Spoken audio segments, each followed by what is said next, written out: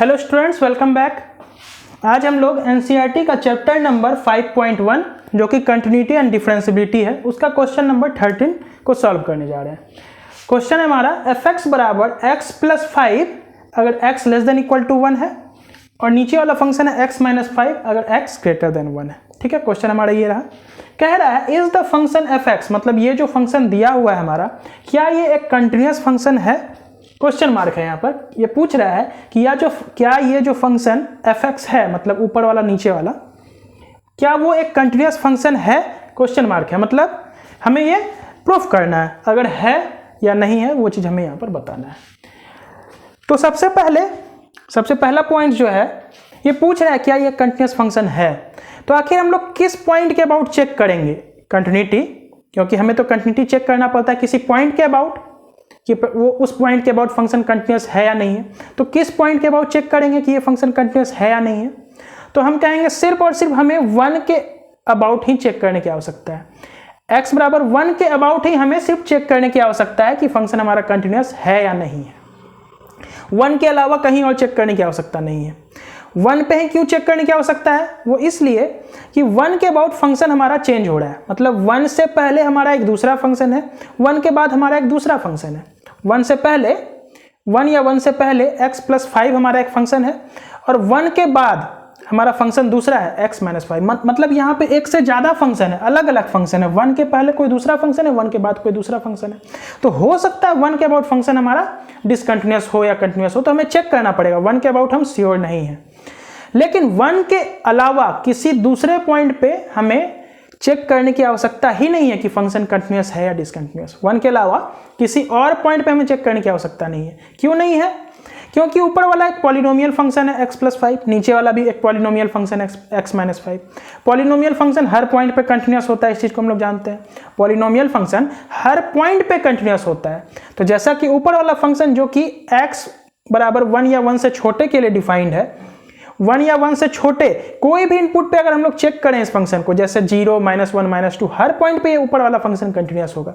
उसी प्रकार नीचे वाला फंक्शन भी एक पॉलिनोमियल फंक्शन है, ये भी हर पॉइंट पे कंटिन्यूअस होगा। 1 से बड़ा कोई भी नंबर हम लोग ले लें, 2, 3, 4, जो भी हमारी मर्जी, हर पॉइंट पे ये फंक्शन कंटिन्यूअस होगा।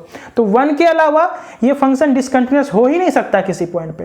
तो सिर्फ और सिर्फ हमें 1 पे चेक करना है। 1 पे इसलिए चेक करेंगे क्योंकि 1 के अलावा हो सकता है ये फंक्शन 1 के अबाउट 1 पे इसलिए चेक करेंगे कि 1 के अबाउट हो सकता है ये फंक्शन डिसकंटिन्यूअस हो, क्योंकि फंक्शन तो 2 है ना, यहाँ पे अलग अलग फंक्शन है। उस पॉइंट के अबाउट हो सकता है ग्राफ हमारा टूट जाए, तो हमें चेक करना पड़ेगा। तो हम लोग कंटिन्यूटी जो चेक करते हैं, सिंपल सा मेथड है, लेफ्ट हैंड लिमिट निकालते हैं, राइट हैंड लिमिट निकालते हैं और फंक्शन का वैल्यू निकालते हैं। तीनों अगर आपस में बराबर हो जाता है तो कहते हैं हमारा फंक्शन कंटिन्यूअस है। अगर तीनों आपस में बराबर नहीं होता है, कोई एक भी फेल कर जाता है, तो कहेंगे फंक्शन हमारा डिसकंटिन्यूअस है। तो उसी चीज़ को हम चेक करेंगे। तो सबसे पहले हम लोग लेफ्ट हैंड लिमिट निकाल लेते हैं। लेफ्ट हैंड लिमिट किस पॉइंट पे? एट x बराबर 1 पर। 1 के अबाउट ही निकालेंगे, क्योंकि 1 के अलावा किसी दूसरे पॉइंट पे हमें चेक नहीं करना है, क्योंकि उस पर तो कंटिन्यूअस होगा ही फंक्शन। तो लेफ्ट हैंड लिमिट में हम लोग क्या करेंगे? एट x बराबर 1 limit x tends to 1 minus fx। 1 minus का मतलब हम लोग समझे थे 1 के लेफ्ट में 1 से थोड़ा सा छोटा। तो 1 के लेफ्ट में कौन सा फंक्शन है, यहाँ फंक्शन लेना पड़ेगा हमें। तो दोनों में से कौन सा फंक्शन हम लेंगे? हम देख रहे हैं ऊपर वाला फंक्शन जो है 1 या 1 से छोटे इनपुट के लिए हम ऊपर वाला लेना है। नीचे वाला फंक्शन अगर हम 1 से कोई बड़ा इनपुट डालते हैं, जैसे 1.1, 1.2, 1.3 या 2, 3, जो भी हमारी मर्जी, उसके लिए हम नीचे वाला फंक्शन लेंगे। तो 1 माइनस का मतलब होता है 1 से थोड़ा सा छोटा। तो 1 से थोड़ा सा छोटा, तो इसी फंक्शन में हम डाल सकते हैं इनपुट। इसमें तो 1 से बड़ा इनपुट डालेंगे, तो यहाँ पे फाइनल हम अपना ऊपर वाला फंक्शन ले लेंगे। Limit x tends to 1 minus में हम लोग ऊपर वाला फंक्शन ले लेंगे x plus 5।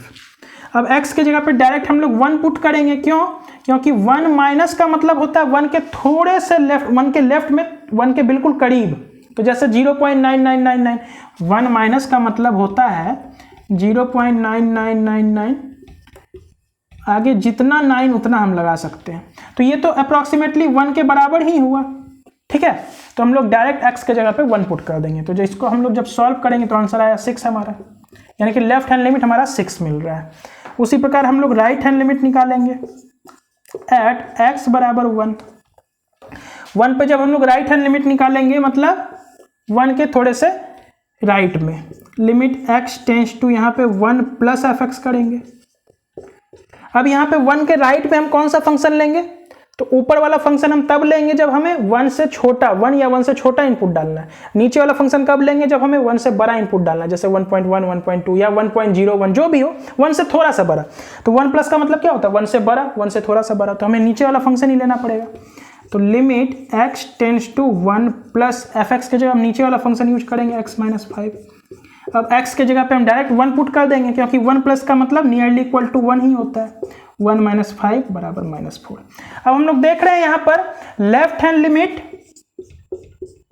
Is not equal to right hand limit है, तो यहाँ पे हम फंक्शन का वैल्यू निकालने की जरूरत ही नहीं है, क्योंकि left hand limit right hand limit को बराबर तो है ही नहीं, तो डायरेक्ट हमारा फंक्शन ये डिसकंटिन्यूअस हो जाएगा।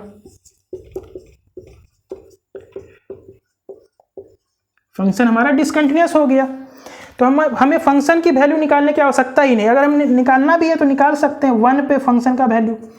तो 1 पे फंक्शन का वैल्यू निकालना, तो कौन से इक्वेशन में रखेंगे, तो ऊपर वाला इक्वेशन, क्योंकि यहाँ पे कह रहा है x 1 या 1 से छोटा इनपुट डालना है तो ऊपर वाला फंक्शन लेंगे, 1 भी डालना है तो ऊपर वाला लेंगे, नीचे वाला में 1 से बड़ा इनपुट डाल सकते हैं हम, तो ऊपर वाला ही फंक्शन लेंगे।